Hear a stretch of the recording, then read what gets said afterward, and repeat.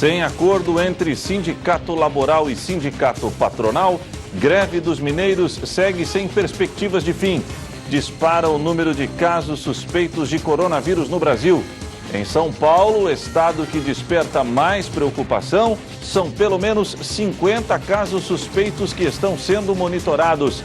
Frente Parlamentar quer mais fornecedores de gás natural em Santa Catarina. Presidente da Câmara Municipal confirma repasse de mais de R$700 mil para a construção de hangar que abrigará serviço aeropolicial de Criciúma. No esporte, Tigre realiza treino a pronto para jogo diante do líder do Catarinense. Domingo em casa, Carvoeiro vai encarar o Brusque. Zagueiro Vitão chega para reforçar a zaga tricolor. E ainda, os fatos que ganharam destaque durante a semana. As notícias de Criciúma e do sul de Santa Catarina você confere a partir de agora. No ar pela TV Primavera, Informe Região.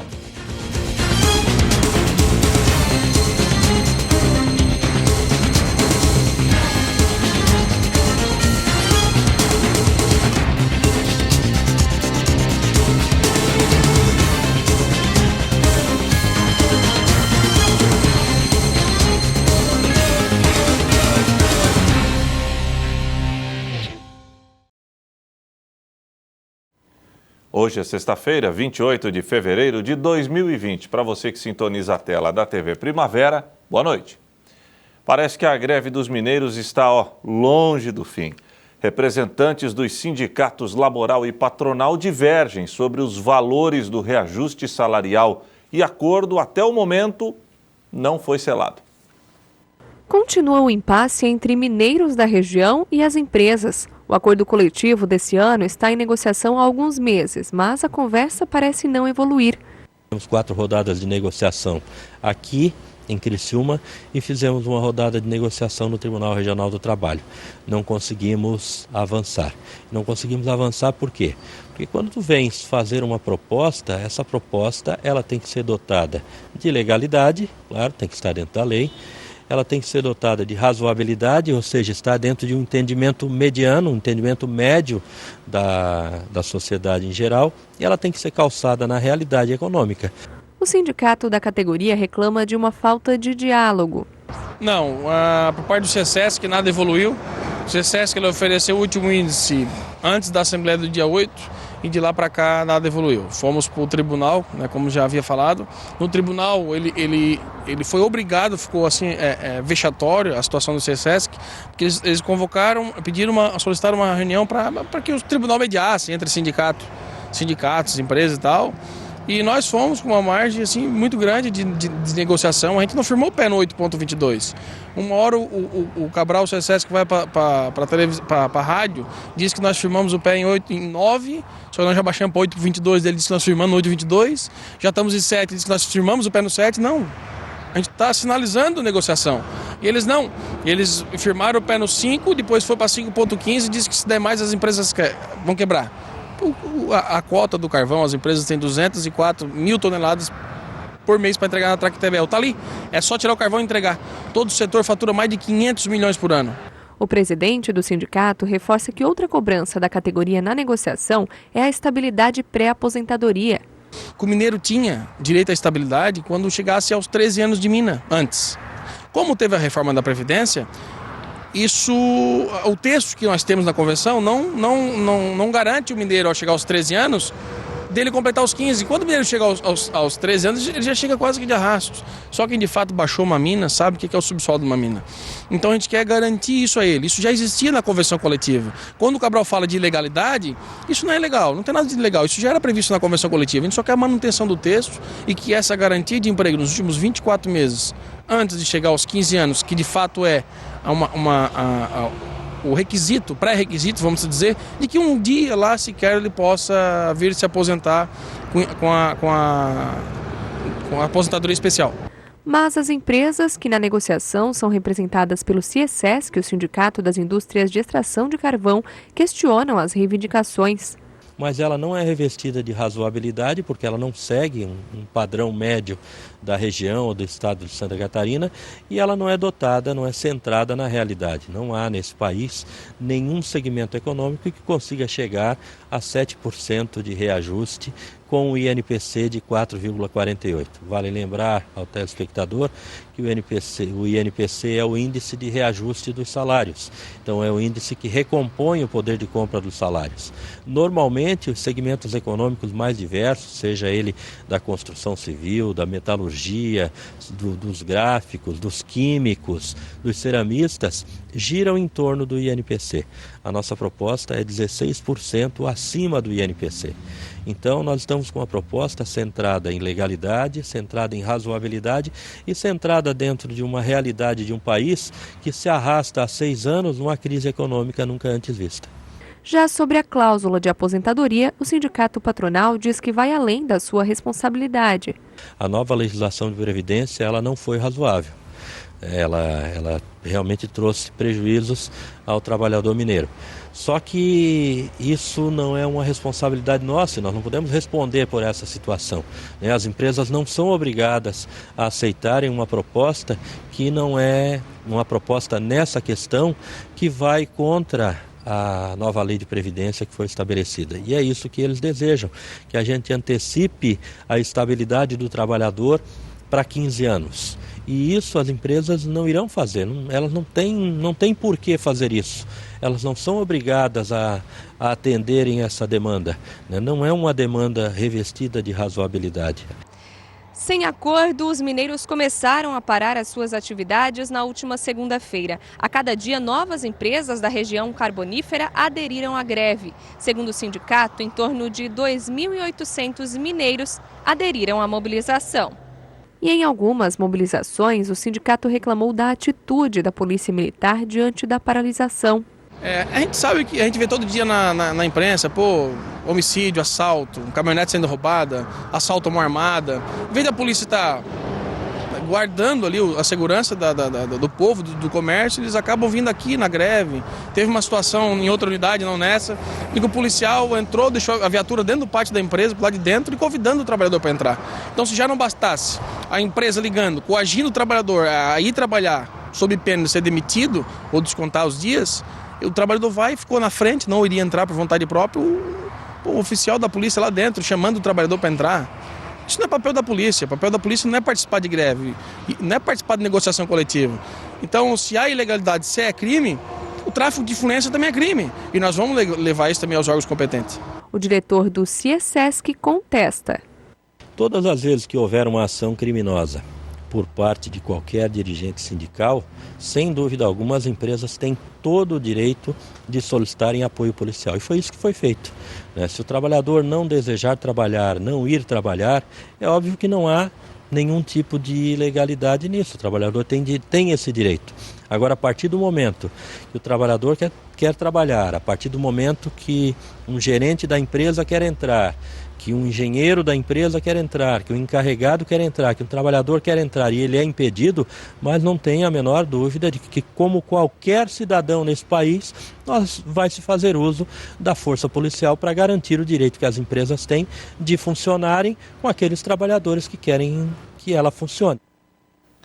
Disparou o número de casos suspeitos de coronavírus no Brasil. Já são mais de 100. E esse número ainda pode triplicar. O país segue com apenas um caso confirmado. Muitas farmácias do Brasil já sofrem com a falta de insumos como máscaras e álcool em gel. Nos aeroportos, muitos passageiros estão apreensivos. O Brasil investiga 132 casos do Covid-19. Dados do Ministério da Saúde mostram que, até o momento, 213 notificações serão analisadas pelos técnicos e 60 casos foram descartados, além de apenas uma confirmação de infecção pelo novo coronavírus. Essas 213 notificações, elas poderão, todas elas serem colocadas como casos suspeitos, como poderão, parte delas, não obedecerem a todos os critérios e não entrarem como casos suspeitos. Não dá para fazer uma projeção de de quantos desses 213 vão entrar aqui para o número de suspeitos. Mas dá para a gente avaliar que, na verdade, nós estamos hoje perto de 300 casos suspeitos.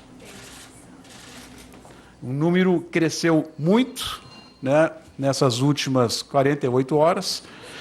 Evidentemente que isso se deve à mudança nos critérios, à inclusão de novos países, ao fluxo migratório importante, significativo desses países da Europa, né, principalmente a Itália, a França e a Alemanha, que esse fluxo é muito maior do que o fluxo de pacientes que vêm do Japão. Isso fez crescer muito o número de pacientes que nós colocamos aqui como suspeitos. E a notícia que o vírus chegou ao Brasil espalhou incerteza pelas ruas. A procura por álcool em gel e máscara de proteção aumentou. E muito. Aqui em Brasília existe uma rua conhecida como Rua das Farmácias. E nem por aqui está fácil achar uma como essa. Tem gente que entra de loja em loja perguntando se tem máscara. Só para se ter uma ideia, de acordo com o Sindicato do Comércio de Produtos Farmacêuticos, a procura por máscaras descartáveis cresceu 300%. Nessa farmácia aqui, o estoque foi reposto há 2 dias, mas já acabou. Assim, nessa loja aqui a gente vendeu em 2 dias 350 caixas, né? A gente teve um crescimento de cerca de 230% nas vendas de máscaras e 129% nas vendas de álcool em gel. A maioria dos fornecedores nem tem mais para entregar. Alguns deram prazo de 8 meses para voltar a máscara. E a confirmação de um infectado pela doença no Brasil não mudou só a rotina nas farmácias. Aqui no Aeroporto Internacional Juscelino Kubitschek, algumas medidas informativas já foram adotadas. Entre elas, a divulgação de dados sobre o novo coronavírus em telões instalados no saguão principal, além das salas de embarque. Na tarde dessa quinta-feira, alguns dos passageiros que chegaram ao Brasil em voo que veio de Lisboa usavam máscaras. Hoje mesmo desceu muita gente com máscara. E você tá com medo do coronavírus? Eu tô bastante. Sempre ando com meu álcool em gel. Em nota, a Anvisa informou que o trabalho da agência pretende garantir medidas preventivas para quem trabalha ou circula nos portos e aeroportos, realizar procedimentos de desinfecção de aviões, navios ou veículos onde pessoas contaminadas tenham sido transportadas e encaminhar pessoas que possuam sintomas do Covid ao atendimento de saúde, além de tornar possível o rastreamento dos passageiros caso haja confirmação. A Anvisa também informou que os servidores das alfândegas, como auditores fiscais e policiais federais, que trabalham na recepção e abordagem de passageiros que chegam de rotas internacionais, especialmente provenientes dos 16 países que estão na lista de alerta do governo brasileiro, devem usar máscaras e outros equipamentos de segurança. O Ministério da Saúde também orienta a população a tomar alguns cuidados básicos para a prevenção contra o Covid-19. É importante lembrar de lavar as mãos frequentemente com água e sabonete por pelo menos 20 segundos. Caso não tenha água ou sabão, usar desinfetantes para as mãos como álcool em gel antisséptico. Evitar tocar nos olhos, nariz e boca com as mãos não lavadas. Evitar contato próximo com pessoas com sintomas da doença, ficar em casa se estiver com sintomas, cobrir a boca e o nariz ao tossir ou espirrar e, se possível, usar lenço de papel e jogar no lixo, além de limpar e desinfetar objetos e superfícies tocados com frequência. Este missionário, que aguardava um amigo vindo de Lisboa, confia que, se todos os cuidados forem tomados, não há motivos para alarde. A gente sabe que as dificuldades, as crises vêm, mas não tem medo, não. Acho que a gente precisa cuidar de tomar as precauções, né? Mas não estou com medo, não. A gente não pode alimentar esse pavor. Aliás, a Bíblia diz que há mais de 360 recomendações bíblicas assim, não tema, mas o povo fica multiplicando isso, está indo contra a palavra de Deus, né? Acho que não é por aí, não. Acho não, tenho certeza que não é por aí. A seguir falaremos mais sobre o coronavírus. No estado de São Paulo, que é a região que desperta a maior preocupação no país, são pelo menos 50 casos suspeitos que estão sendo monitorados.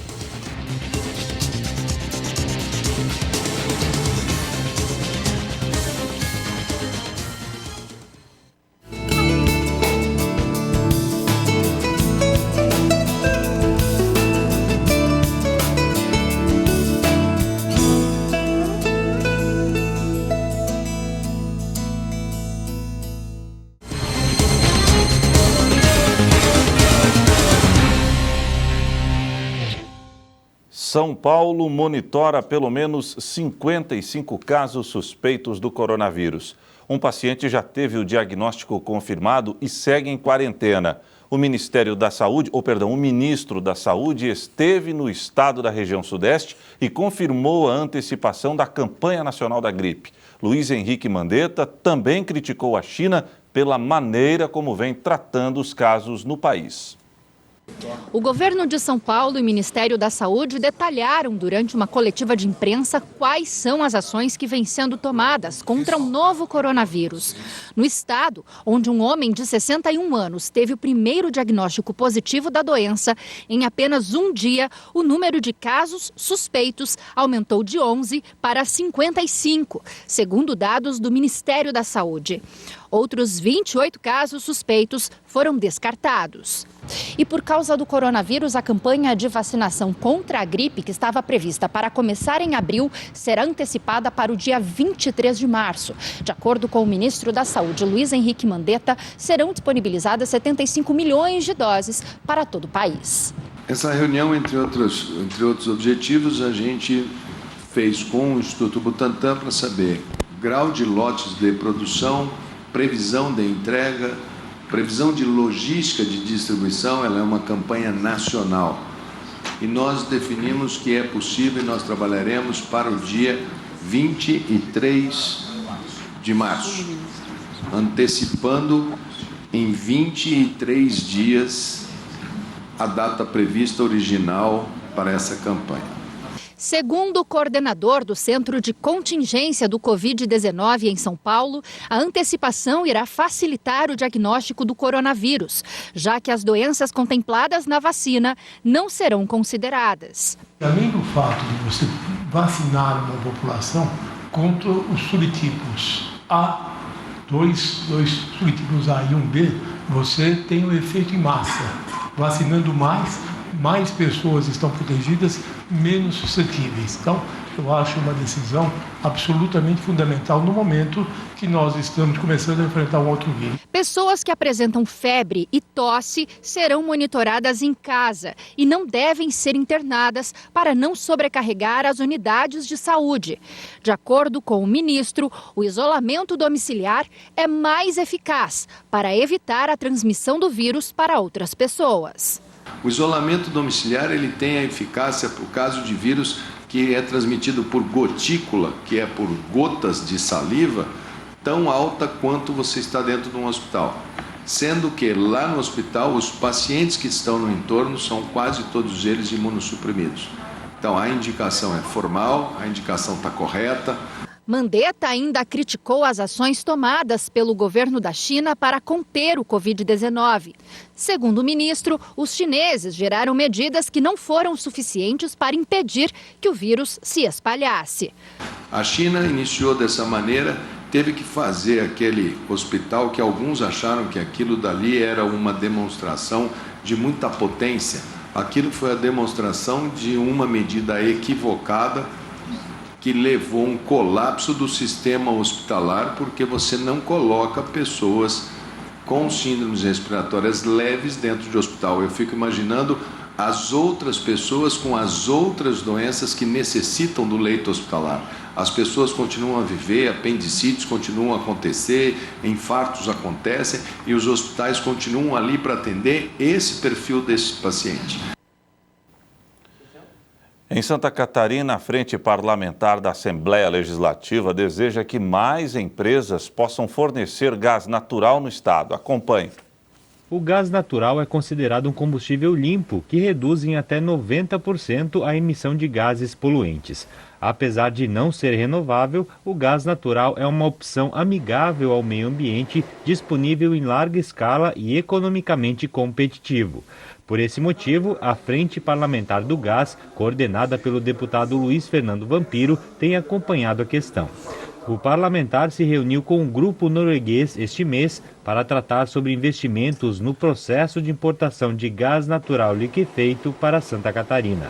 A ideia é garantir que o produto seja entregue para todas as indústrias. A empresa Sobrax da Noruega, que opera no mundo inteiro, ela compra gás efetivamente do pool de oferecimento do mercado mundial e ela coloca dentro de um navio na forma de GNL, liquefeito, ou seja, em líquido. Ele faz o transporte para os países, e aqui o objetivo também que faça para o Brasil, no porto de Imbituba ou de Itajaí, onde terá um navio esperando, obviamente, esse transbordo do gás e automaticamente leva para uma gaseificadora que leva para um caminhão e o caminhão está apto a entregar quantos metros cúbicos de gás aquela empresa efetivamente necessita para começar a fazer a operação do gás. O presidente da Câmara Municipal confirmou à jornalista Débora Correia que uma emenda parlamentar de mais de R$700 mil irá viabilizar a construção do hangar, que abrigará o Serviço Aeropolicial de Criciúma. Acompanhe. Pois é, Éber, há alguns meses nós já temos falado aqui na programação a respeito da implantação do serviço aeromédico em Criciúma, situação que está bem encaminhada e que vai utilizar o helicóptero do SAER, o Serviço Aeropolicial. Diante disso, a gente levanta outra situação, que é a questão do local onde hoje fica o SAER, né, o heliponto. A respeito disso, a gente vai conversar agora com o Tita Beloli, que tem acompanhado toda essa situação. Uma situação ali é a questão do local que hoje onde eles ficam é alugado, é isso, Tita? Sim, na realidade hoje a base ela é locada, né? Ela tem vários problemas, além da questão do aluguel, que o proprietário ele quer aumentar o aluguel, parece que o Estado não quer renovar mais, tem vários problemas de infiltrações, o local não é adequado hoje para estar a base, até porque é uma base locada. E nessa batida, né, a gente já, através da nossa comissão, né, formada em relação ao aeromédico e também a construção da nova base do SAER, nós estamos trabalhando fortemente há muito tempo em relação a isso e a gente correu o risco até, de repente, perder o SAER aqui da nossa região, de Criciúma, e levar para outro município. E nós começamos a trabalhar, né? Conversamos com o prefeito Clécio Salvaro, ele se colocou totalmente à disposição, fomos ver um terreno, ele ofereceu um terreno para nós ao lado do Parque dos Imigrantes, um terreno muito importante para levar para lá a base do SAER. Entramos em contato também com o deputado Daniel Freitas, que se colocou solícito em relação ao pedido nosso, pedido da comissão, disponibilizando R$730 mil para a construção dessa base, uma base própria do SAER. E a ideia, sim, seria levar lá para o Rio Maina, ao lado do Parque dos Imigrantes. Por que lá para o Parque dos Imigrantes? Primeiro, vai ser ao lado de um parque, vai levar mais uma sensação de segurança para as pessoas que transitam lá, para a sua família, que leva as suas crianças. Vai ser mais um atrativo para o parque e vai estar no coração do Rio Maina, né? Então vai dar uma segurança maior para o Rio Maina, que já está no Rio Maina, mas em sentido lá ao Caravaggio, e vai mais para o coração do Rio Maina. Então a nossa ideia seria levar para lá, né? Com certeza, e fidelizar de uma vez essa base aqui em Criciúma, e que a gente não corra o risco de perder para outra região. Um serviço tão importante, a nossa Polícia Civil, que faz um belo trabalho aqui, e nós temos que valorizar os nossos profissionais que nos protegem e nós temos que defendê-los. Então, vamos trabalhar fortemente para que isso aconteça agora, né? Agradeço ao prefeito Clécio Salvaro, agradeço também ao deputado Daniel Freitas, agradeço toda a comissão que está envolvida, a todas as pessoas lá do Rio Maina que querem essa base. Estamos trabalhando para que isso realmente aconteça.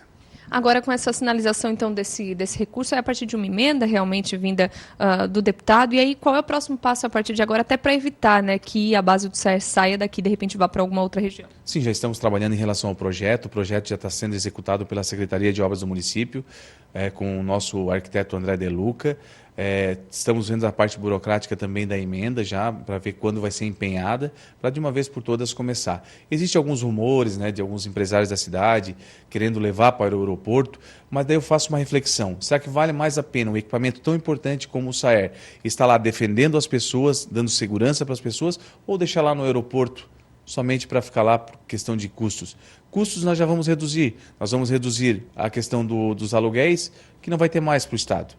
Então, eu acho que o mais importante disso tudo é usar um equipamento tão importante para ser um a mais. Por exemplo, vai ter o serviço aeromédico que vai ser implantado, se Deus quiser, nos próximos dias aí, ou nos próximos 15 dias, ou daqui uns 30 dias, mas vai ser implantado, porque está chegando no final a questão burocrática. Vai estar lá na base do SAER também. Se acontecer qualquer eventualidade, daqui a pouco uma criança se machucou, uma pessoa infartou, ou, né, bateu a cabeça, sei lá, um acidente grave, Claro, regulado pelo SAMU, mas vai estar lá o médico enfermeiro, por que não pode se deslocar lá e atender uma pessoa também? Então olha a importância que é de estar uma base dentro do Grande Rio Maina, ao lado do Parque dos Imigrantes. E além disso, outras situações, também tivemos uma notícia muito importante ontem também. No ano passado a comissão se reuniu com o Metropolitan, né, com o nosso edifício aqui que tem um heliponto, solicitando, né, que quando tiver em funcionamento o serviço aeromédico, que o Metropolitan, né, colocasse à disposição o heliponto, a hora que precisar, é claro, transporte de vítima ou levar a pessoa, pegar a pessoa lá no acidente de trânsito, levar até o heliponto para encaminhar ao Hospital São José, que é o heliponto mais perto do hospital. Até porque hoje o Hospital São José não dispõe de heliponto. Vai ter o heliponto daqui uns 5 anos, mais ou menos, quando o Santa Vita ficar pronto. Então tivemos a notícia ontem, né? Agradeço também aos proprietários do Metropolitan, que já colocaram também à disposição o heliponto para, quando o serviço aeromédico estiver em funcionamento, estar disponível para toda a nossa população. Então, finalizando, a gente falou em relação ao SAER, em relação ao serviço aeromédico, que é tão importante, já está em fase final, né? Já teve essa sinalização pelo rateio entre os municípios. Agora é uma questão burocrática para ele ser colocado em prática? Sim, temos uma reunião muito importante no Governo do Estado na semana que vem, no dia 3, na terça-feira, onde algumas pessoas da comissão estarão presentes na reunião com o secretário da Casa Civil, com o deputado Vampiro e também com o secretário de Saúde e com o secretário de Segurança, aonde vamos definir mais os últimos detalhes. Daí sim, bateu o martelo lá, a gente volta para Criciúma para lançar o edital para a contratação da empresa vencedora e colocar esse serviço tão importante que vai atender mais de 1 milhão de pessoas. Tá certo, então, obrigada, Tita. Falei aí com Tita Belloli, ele que é presidente da Câmara de Vereadores de Criciúma e que acompanha de perto essa situação do SAER, do Serviço Aeromédico também, que deve ser implantado aqui em Criciúma. Muitas novidades que nós tivemos nos últimos dias. Débora Corrêa para o Informe Região. A seguir, Tigre realiza treino a pronto para jogo diante do líder do Catarinense. E mais, Vitão, novo zagueiro carvoeiro, foi apresentado na sala de imprensa Clésio Búrigo.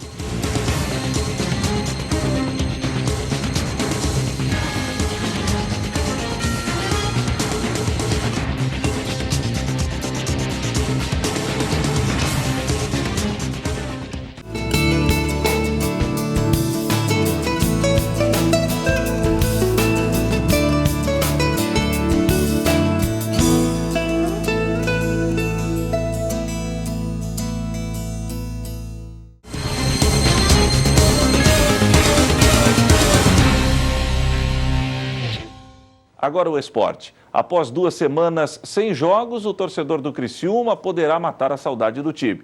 Domingo em casa, o Tigre encara o Brusque, líder do campeonato catarinense. Em outros tempos, o torcedor não iria demonstrar preocupação para um jogo contra o Brusque no Heriberto Wilson. Mas, diante do atual contexto do futebol catarinense, a equipe do norte do estado gera apreensão nos carvoeiros. Líder da competição com 13 pontos, o Bruscão anda tirando o sono do técnico Roberto Cavalo, que sabe mais do que ninguém que o Tigre precisará se superar dentro de campo. E hoje vem o Brusque.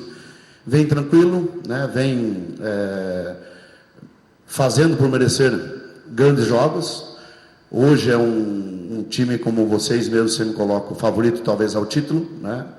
E nós com algumas dificuldades ainda. Então eu tenho conversado muito com nossos jogadores, a parte de humildade, de entender que o Brusque hoje, o momento é muito positivo e que nós temos que ter uma equipe muito eficiente na marcação, tem que ter equilíbrio, mas dentro de casa, perante o torcedor, tem que jogar. E para alcançar sucesso na missão, Roberto Cavalo conta com o apoio de uma galera que anda meio chateada com o time nos últimos meses, a massa tricolor. A torcida nossa está entendendo, está correspondendo, também entende as dificuldades que tivemos no começo do campeonato, na montagem do elenco, dificuldades tivemos até enquanto a equipe do Júnior não voltasse a São Paulo, os jogos um em cima do outro, domingo e quarta, vocês lembram, até a Copa do Brasil foi muito corrido, agora deu uma parada até boa para trabalhar, mas estamos com dificuldade ainda em alguns setores do campo que a torcida entende. Ícone dentro do Criciúma,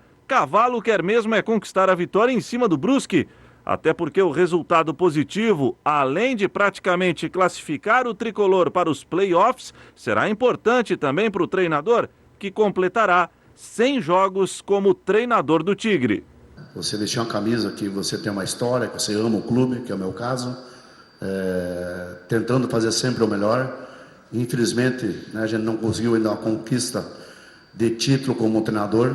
É um sonho meu, espero ainda conseguir esse êxito, mas eu sei que não é fácil, é difícil. Agora, 100 jogos ajuda, né? Não deixa nada para trás, porque sempre quando eu trabalhei tentei fazer o meu melhor, errei muitas vezes, a gente sabe disso, em termos de resultado às vezes não acontece como você quer, mas estou muito feliz por estar vestindo a camisa do Criciúma agora como treinador por 100 jogos. E na tarde de hoje, mais um reforço foi apresentado na sala de imprensa Clésio Búrigo. O zagueiro Vitão chega para colocar ordem na zaga do Tigre. Aos 26 anos, o Candango chega para ser o novo xerife da zaga carvoeira. Atualmente, o zagueiro estava no Pelotas do Rio Grande do Sul e chega no momento em que o sistema defensivo do Tigre vem sendo muito criticado pela crônica e também pelos torcedores. Porém, Vitão sabe muito bem a receita para começar a reverter esta situação. E a gente tem que trabalhar no dia a dia para cada dia melhorar. O primeiro passo para a gente vencer jogos é não tomar gol. Só da gente não tomar gol já começa bem, entendeu? Então a gente tem que trabalhar no dia a dia para cada dia estar melhorando, tomar menos gol possível, para que a gente possa concluir, sair de vitória e despontar na tabela. No melhor estilo zagueirão, Vitão falou de suas características e não teve vergonha de afirmar: se a situação complicar, é bola pro mato, que o jogo é de campeonato. Dentro de campo você tem que ver qual é a necessidade do momento, né? Tem momentos que não tem como você sair jogando, tem momentos que você tem que ficar com a bola, né? Você tem que tem que equilibrar isso aí, o momento de sair jogando, o momento de dar um bicão também. Tem hora que tem como você dominar uma bola dentro de uma área, você tem que dar um bicão, nem que seja fora do estádio. Então você tem que equilibrar isso aí, a hora de sair jogando e a hora de dar o bicão. E para fechar o Informe Região desta sexta-feira, vamos conferir os fatos que ganharam destaque durante a semana na região sul de Santa Catarina. Segunda-feira, governo do município contrata a empresa para realizar mapeamento do rio Criciúma e identificar esgotos irregulares. Realmente é a primeira vez. O que a gente pretende é complementar o trabalho que vem sendo feito com o Criciúma Se Liga na Rede, né? Mapeando também o descarte irregular de esgotos no leito do rio Criciúma e também no canal auxiliar de Criciúma.